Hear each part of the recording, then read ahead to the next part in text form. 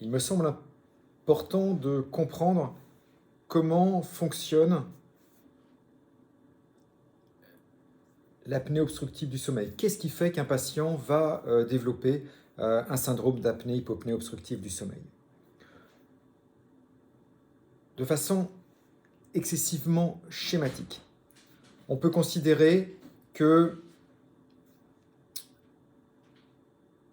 la filière aérienne se résume d'une part en amont au niveau des fosses nasales en un tube que l'on va accepter comme étant rigide, passer par une voie aérienne qu'on appelle le pharynx, qui est une voie aérienne molle, qui est musculo-membraneuse et qui va aboutir de façon déclive vers une filière aérienne que l'on peut considérer comme rigide d'un point de vue anatomique.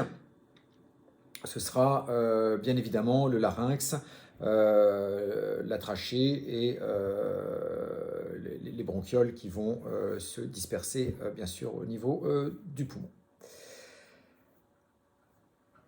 Pour résumer cela d'un point de vue schématique, un tube mou qui est cerné par deux tubes rigides. Lorsque le patient va respirer, lorsqu'il dort, il va y avoir un relâchement des muscles. Donc le tube mou va être un tout petit peu... voilà, il ne va pas y avoir une grande tonicité musculaire. Lors de l'inspiration, il va y avoir une pression négative liée à la dilatation des poumons pour aller chercher l'air en dehors de l'organisme. Et de ce fait, on se retrouve avec une pression négative au sein de la lumière du pharynx. Et en toute logique, le pharynx va avoir tendance à se collaber.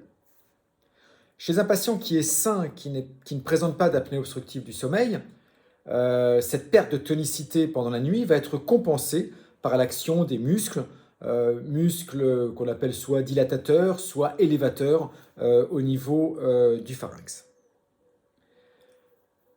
S'il n'y a pas ce feedback chez un patient, il va alors, au cours de l'inspiration, apparaître une constriction du pharynx et pendant cette constriction, l'air ne va plus pouvoir passer et c'est l'apnée. Un certain nombre de mécanismes alors vont intervenir puisque le patient ne pouvant plus respirer, il va y avoir une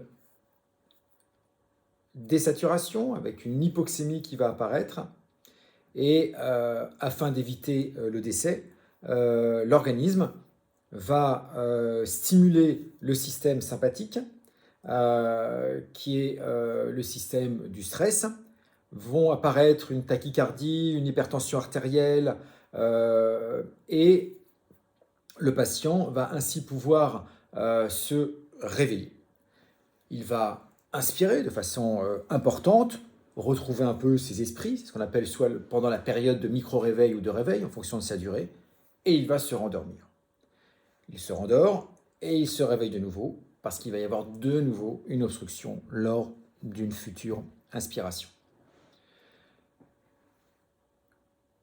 Lorsque le patient est en hypoxémie, cela va provoquer une baisse d'oxygénation des organes nobles, que ce soit le cerveau, le cœur, mais tous les organes, les yeux, ça c'est la première conséquence.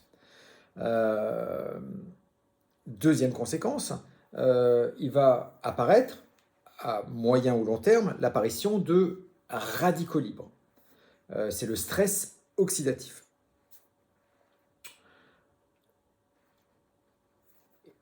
Enfin,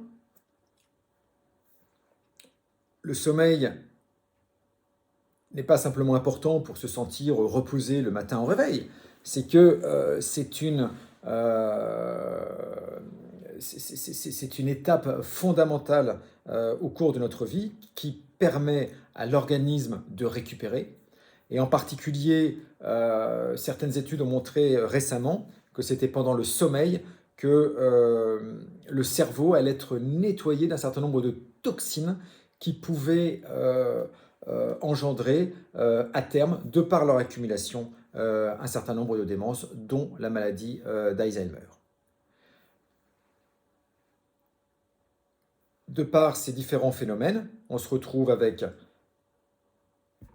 une hypoxémie, un stress oxydatif, un défaut de récupération du cerveau, des conséquences diurnes et une stimulation du système adrénergique qui va avoir des effets cardiovasculaires importants et délétères.